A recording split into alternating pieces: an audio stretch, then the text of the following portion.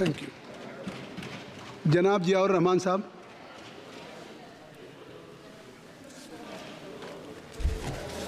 माननीय अध्यक्ष महोदय, मैं आपका बहुत शुक्रगुजार हूं कि आपने मुझे बजट पर बोलने का मौका दिया और मैं अपनी बात अपने दादा मोहतरम के इस शेर के साथ शुरू करना चाहता हूं कि मेरी बर्बादियों पर ना मुस्कुराओ ए चमन वालों, मेरी बर्बादियों पर ना मुस्कुराओ ए चमन वालों, तुम्हारे सर से भी एक दिन गुजरनी क़यामत है।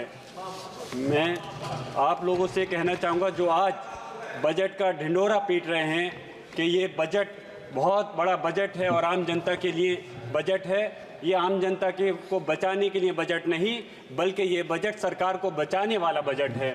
मैं कहना चाहता हूं कि इस वक्त आपने रोज़गार देने के नाम पर वादा किया था कि हम हर साल 2 करोड़ रोज़गार देंगे 2014 में, और 2014 से लेकर अब तक 10 साल हो गए। अगर आपने रोज़गार दिया होता तो 10 करोड़ रोज़गार होता और हर परिवार के अंदर एक आदमी को रोज़गार मिला होता, लेकिन आपने उनके साथ धोखा किया है। आप बताइए मुझे, जो आपने कहा था कि हम रोज़गार के नाम पे जो लोगों को ठगने का काम किया है, अगर आज कहीं भर्तियां निकलती भी हैं तो उनका पेपर लीक हो जाता है।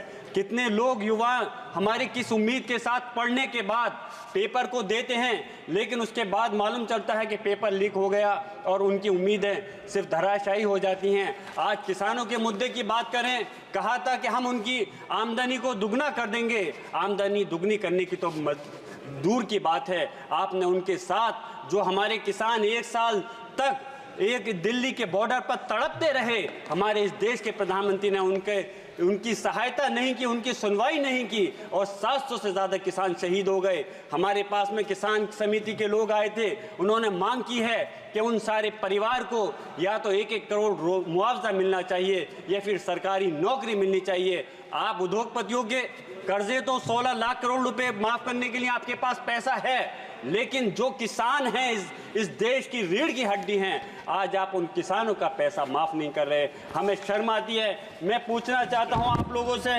कि इस वक्त आज एजुकेशन की अगर हम बात करें कि जो एजुकेशन के नाम पर हमारे अलीगढ़ मुस्लिम यूनिवर्सिटी, जहां से मैंने भी तालीम हासिल की है, और जामिया मिलिया इस्लामिया, आप उनका लगातार बजट घटाते जा रहे हैं। एएमयू के जो 5 कैंपस थे उनका वो बंद होने के कगार पे आ गए हैं। आप उनके साथ क्यों खिलवाड़ कर रहे हो? यूपीए के टाइम पर सच्चर कमेटी की रिपोर्ट थी कि मुसलमान दलितों से भी ज़्यादा पिछड़ चुका है, लेकिन आपने भाजपा कहती थी कि हम मुसलमान के हाथ में एक हाथ में कंप्यूटर देंगे और एक हाथ में हम उनके कुरान देंगे, लेकिन उन्होंने सिर्फ उनके साथ में धोखा किया, छलने का काम किया। एनडीए ने 2022-23 में अल्पसंख्यक बजट के नाम पर 5020 करोड़ अलॉट किए थे, लेकिन सिर्फ 2612 करोड़ रुपए को ही खर्च कर पाए। इस बजट को 2024-25 में सिर्फ 3123 करोड़ किया गया। मैं पूछना चाहता हूं कि उनके साथ में ऐसी ज्यादती क्यों है? सरकारी आंकड़ों में India survey of higher education में मुसलमानों को छात्रों की भागीदारी में गिरावट आई है। उनके बच्चों का एनरोलमेंट 2020-21 में मात्र 4.6% था। स्किल कॉलेज ऐसे हो गया है जैसे मुसलमानों को जाहिल रखना चाहते हैं। इसके सबसे बड़ी मिसाल एएमयू और जामिया का लगातार घटता बजट है। पीएम जब मुस्लिम मुल्क में जाते हैं तो उनका सम्मान होता है। अरब से पीएम अपने दोस्त उद्योगपतियों के लिए इन्वेस्टमेंट भी ला रहे हैं, अच्छी बात है, लेकिन जब भारत में मुसलमानों की आर्थिक, सामाजिक, तालीम और मुसलमानों की सुरक्षा के सवाल पर यूएन में अमेरिका की अल्पसंख्यक रिपोर्ट हमारे देश पर उंगली उठाती है तो सरकार के लिए शोभा की बात नहीं है।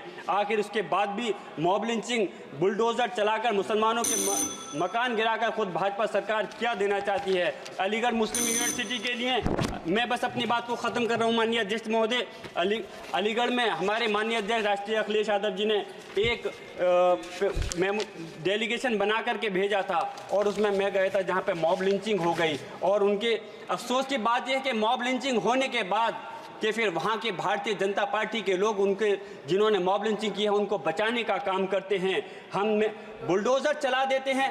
मैं कहता हूँ बुलडोज़र चलाने का काम, सज़ा देने का काम कार्यपालिका या व्यवस्थापिका का नहीं है, न्यायपालिका काम है। बस मैं अपनी बात ख़त्म कर रहा हूँ इस शेर के साथ कि लश्कर भी तुम्हारा है, सरदार भी तुम्हारा है, तुम झूठ को सच लिख दो, अखबार भी तुम्हारा है, खूने मजलूम ज़्यादा दिन नहीं बहने वाला, जुल्म का दौर बहुत दिन नहीं रहने वाला, इन अंधेरों को जिगर चीर कर नूर आएगा। तुम हो फिरौन तो मूसा भी जरूर आएगा, तुम हो फिरौन तो मूसा भी जरूर आएगा। माननीय अध्यक्ष जी, मेरी दरख्वास्त है कि इस मॉब कार्तिक लिंचिंग चिदम्बरम और जी, बुलडोजर की कार्रवाई कार्तिक को रोकने के चिदम्बरम लिए जी, सरकार सख्त कदम उठाए और खासतौर से Already एजुकेशन your के party मसले time is पर, over. हमारे मुसलमानों के लिए Please, अब बैठ जाए। एम्प्लॉयमेंट कार्तिक पर, रोजगार पर भी खासतौर से फोकस किया कार्तिक जाए। चिदम्बरम ये जी। बजट जो कि Nothing will go on कमजोर the बजट record है except कार्तिक और चिदम्बरम जी। इसमें आम जनता के लिए मुसलमानों Sir, this budget lacks compassion and empathy. And the blame